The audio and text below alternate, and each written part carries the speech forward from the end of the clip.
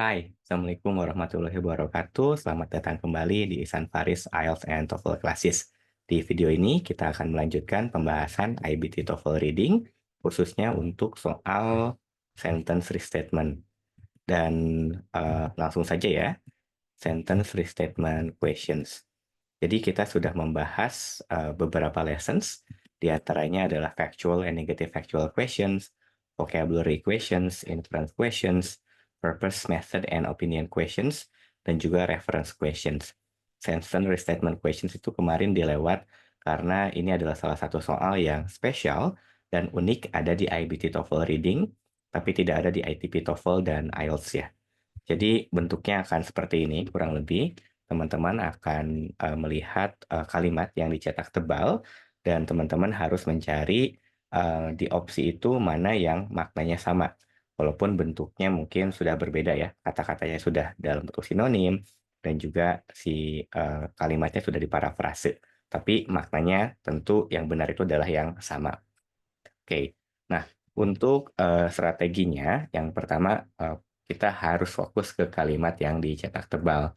Dan si kalimat yang dicetak tebal itu biasanya idenya itu cukup panjang, ditandai dengan adanya conjunction atau konektor, sehingga si kalimatnya itu masuk ke complex sentences. Nah, karena dia complex sentences, biasanya idenya minimal ada dua klausa ya, teman-teman. Nah, yang harus kita lakukan adalah memecah dua klausa tersebut sehingga pemahamannya itu bisa bertahap ya. Jadi nggak terlalu overloaded, nggak terlalu banyak hal yang harus kita cerna dalam satu waktu. Nah, jadi kita mungkin akan melihat kata while di sini. Nah, kita membagi memahami si sentence-nya itu yang sebelum kata while dan setelah kata while. Dan pastikan kita memilih jawaban yang satu benar, dua lengkap. Karena yang salah itu adalah jawaban yang dia itu berlawanan maknanya dengan yang ada di teks, atau dia itu benar tapi tidak lengkap. Nah, jadi bukan hanya benar tapi juga lengkap ya, memparafrase semua poin yang ada di teks. Nah, kalau jawaban itu tampak persis sama, itu harus curiga, karena biasanya justru jawaban untuk sentence restatement question ini dia diparafrase dan tampak bentuknya tuh sangat-sangat berbeda sehingga kita ngerasa kayaknya ini nggak dibahas di teks kayak gitu. Padahal secara makna justru itu jawaban yang sama, yang benar ya. Oke, ini adalah soalnya. Kita coba baca. Silahkan teman-teman boleh pause dulu mungkin videonya, lalu dicermati kalimatnya. Setelah itu pilih jawaban yang paling benar. Nah, kalau sudah, kita akan bahas ya. Jadi, pahami dulu kalimat yang sebelum while-nya. Oke, so wood rats ya, tikus kayu yang juga dikenal sebagai pack rats atau thread rats membangun sarangnya dari twigs and leaves in wooded areas. Nah, jadi si wood rats yang punya beberapa nama seperti pack rats dan juga the thread rats ya, itu membangun sarang. Nah, membangun sarangnya itu dari twig ya.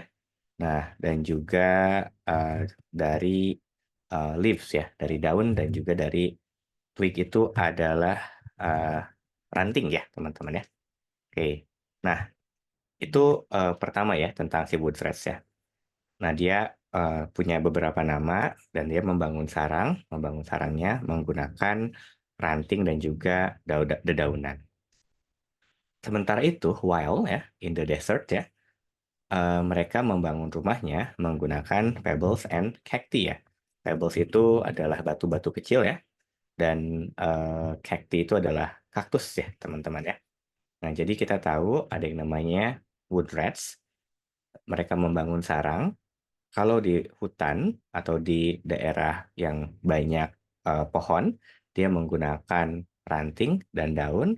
Sementara di gurun, mereka membangun rumahnya, membangun sarangnya menggunakan batu dan kaktus gitu ya.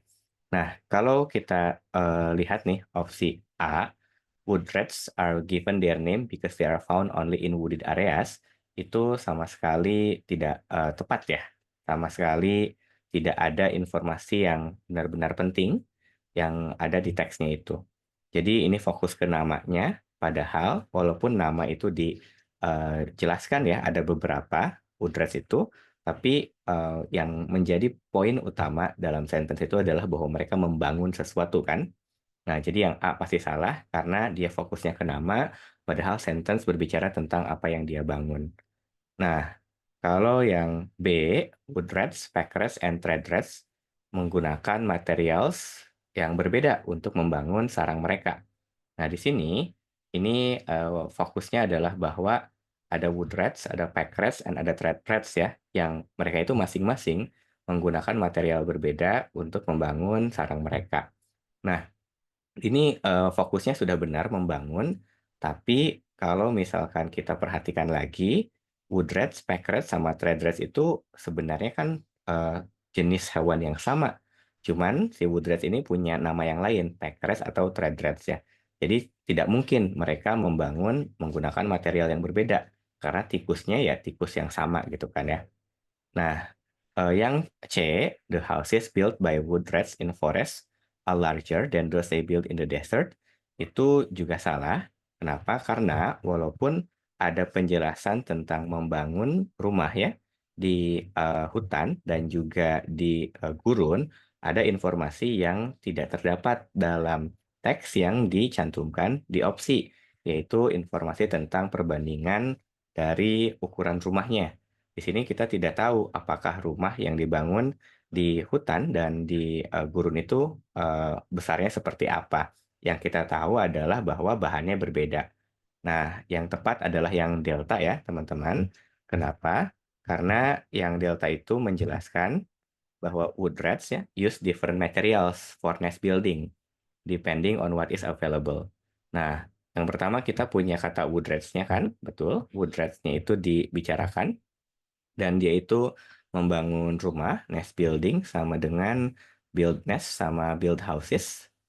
Nah, different materials itu maksudnya adalah kalau di woods itu dia menggunakan twigs and leaves, sementara di desert itu pebbles and cacti ya. Nah, what is available itu menceritakan tentang di mana mereka hidup kan. Yang satu available materialsnya itu bergantung pada wooded areas, sementara yang satu itu bergantung pada desert. Nah, jadi kalau kita perhatikan, di sini nggak ada nih pernyataan ya di teks itu tentang what is available atau different materials. Tapi kita harus bisa kritis memahami bahwa kalau twigs dan leaves itu berbeda dengan pebbles and cacti. Dan juga cacti atau cacti ya, saya harus cek ya. Coba saya cek dulu. Sekalian pebbles saya agak lupa nih pronunciation-nya. Eh, Pebbles benar ya. Lalu kalau cacti atau cacti, ternyata ya bukan cacti ya, cacti ya. Nah, kita harus tahu bahwa twigs and leaves itu berbeda dengan pebbles and cacti. Dan depending on what is available, available-nya di mana? Di tempat mereka tinggal. Wooded areas adalah hutan, desert adalah gurun. Jadi ternyata tidak se-straightforward itu sinonim dan juga parafrasenya. Kita harus mendalami, read between the lines ya gitu, yang dia maksud tentang perbedaan itu apa, available itu apa, sehingga kita bisa pilih jawaban yang paling tepat.